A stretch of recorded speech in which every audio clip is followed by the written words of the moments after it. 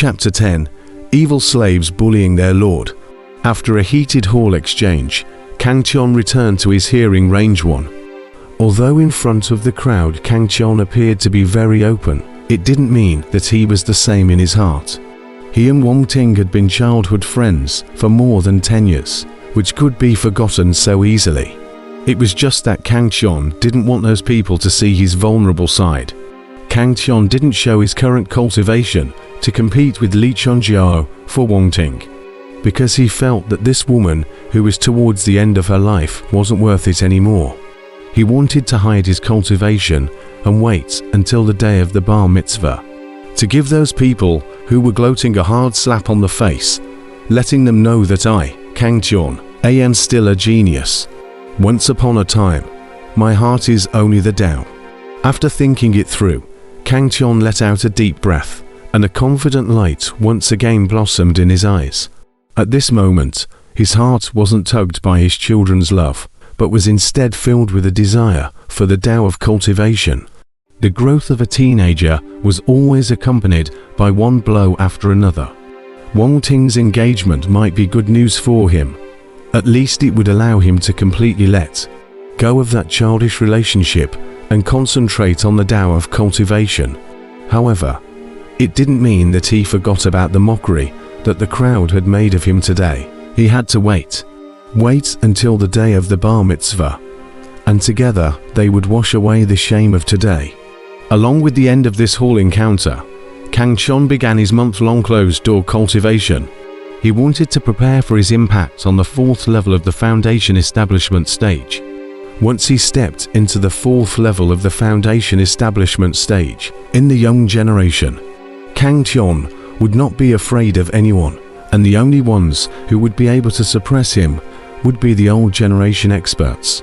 At this moment, the outside world was rumoring about the engagement of Li Chunjiao, the young master of the Li family, and Wang Ting of the Wang family. Originally, the engagement of two juniors couldn't possibly draw the attention of the entire city, but this matter involved the Li family, River Wang family of the 3 great families. Then things were serious. In Heavy Iron City, everyone knew that among the 3 great families, the Lin family was the strongest, then the Wang family, and finally the Li family. Now that the Wang and Li families are tying the knot, the Lin family will be the first to bear the brunt, which makes the Lin family have to make preparations. As a result, this small Heavy Iron City began to surge in darkness. Of course, for all of this, Kang Qian was too lazy to pay attention to it. He only had cultivation and recultivation in his mind at the moment. Other than that, there was nothing else. A month later, Kang Qian came out from his seclusion. It wasn't that he was out of patience. It was that he had been waiting for the family potion supply to not arrive.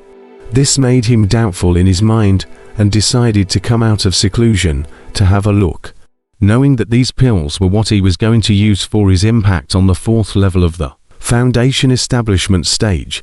In the Wang family, every first-line descendant had a prescribed supply of pills to use to enhance their cultivation. This was the so-called resources in the cultivation world. Of course, pills were only one type of resource.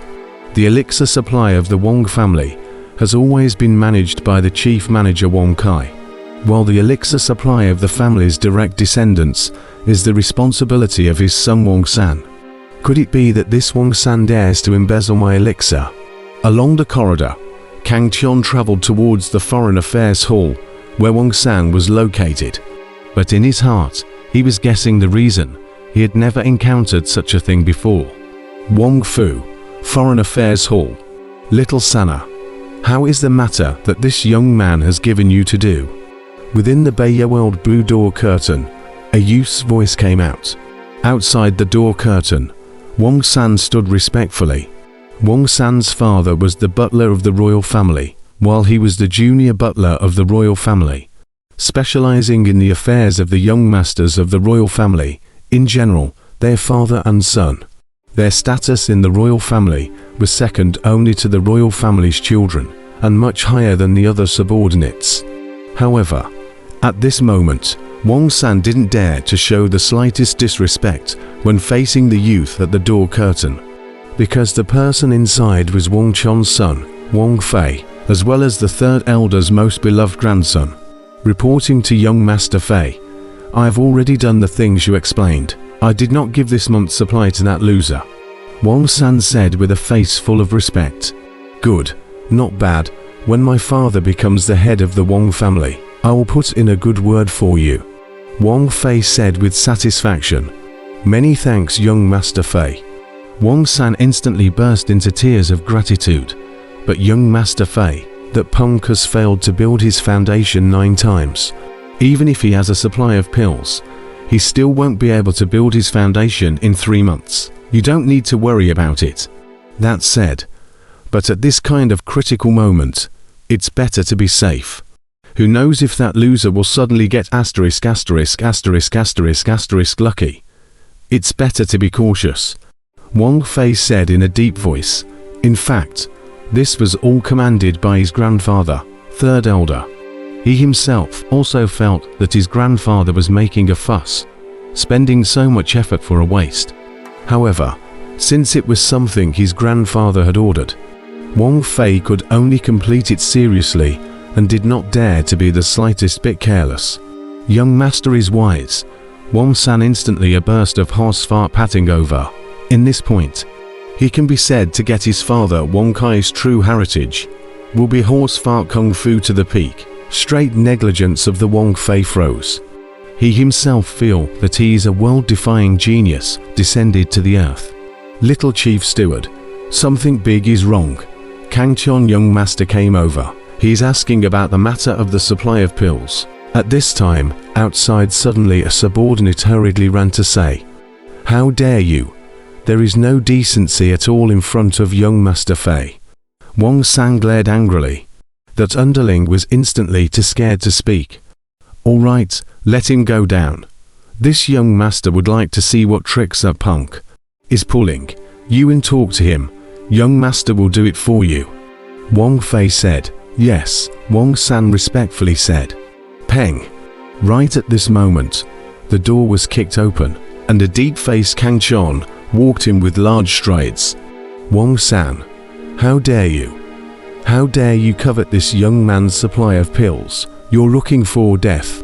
As soon as Kang Chon saw Wang San, he immediately glared angrily. Just now, Kang Chon overheard his subordinates talking, saying that Wang San had deliberately deducted his supply, which made him furious. When had a subordinate dared to sit on his head and shit on him? Kang Chon had already made up his mind to teach this dog slave, who did not know how to die, a good lesson. Kang Tion young master, Kang Chon's sudden arrival, coupled with the fact that as soon as he came in, he was angrily questioning, carrying an unrivaled aura that made Wang San's mouth open, unable to speak for a while. Cough. At this time, a cough came out from within the door curtain, making Wang San react. He thought, "I have a backyard, do I need to be afraid of this waste?" Thinking of this, his bottom line was even better. This scene was discovered by Kang Chon. His eyes glanced at that door curtain. In his heart he secretly sneered.